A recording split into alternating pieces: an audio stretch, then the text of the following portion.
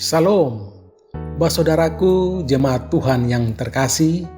Kita berjumpa kembali dalam Renungan Terbitan Suluk Injil edisi hari ini, Senin 17 Agustus 2026. Kebenaran firman Tuhan bagi kita hari ini terambil dari kitab Galatia pasal 5 ayat 1 hingga ayat 15 di bawah terang tema kemerdekaan sejati di dalam Kristus. Dan nats firman Tuhan yang akan menuntun perenungan hari ini terbaca dalam ayatnya yang pertama. Firman Tuhan berkata, Kristus telah memerdekakan kita. Karena itu, berdirilah teguh dan jangan mau lagi dikenakan kuk perhambaan. Saudaraku jemaat Tuhan yang terkasih, selamat merayakan 81 tahun kemerdekaan Indonesia.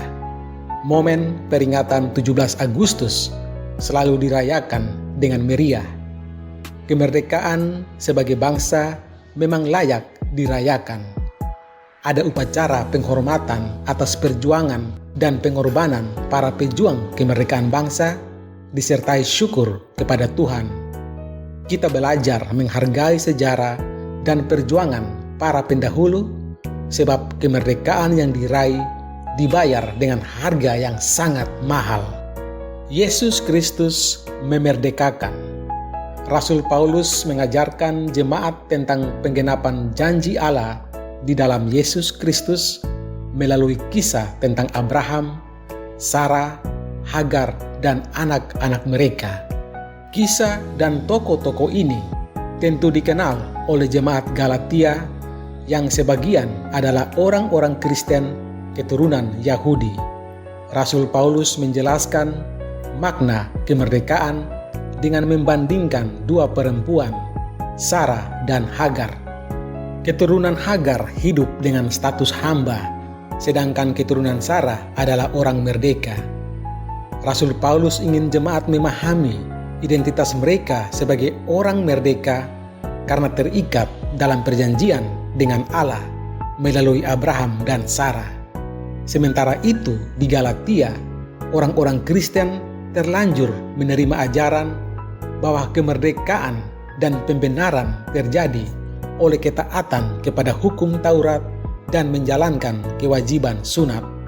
Ajaran ini menyebabkan sebagian orang bertindak menjadi tuan atas orang lain, bahkan memperbudak orang lain. Tidak ada kemerdekaan.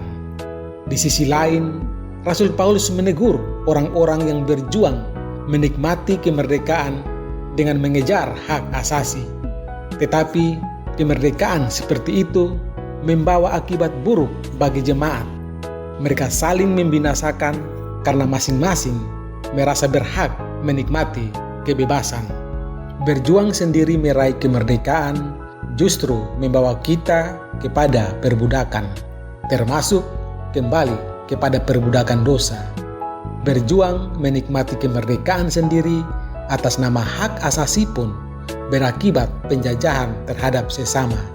Karena itu, Rasul Paulus mengajarkan hanya Yesus Kristus yang memerdekakan dari perbudakan dosa dan menjamin kemerdekaan bagi semua orang. Kemerdekaan sejati adalah anugerah dari Yesus Kristus. Mari kita terus bersyukur kepada Yesus Kristus yang telah mengaruniakan kemerdekaan sejati bagi kita, sehingga kita dapat hidup saling memerdekakan satu akan yang lain. Amin.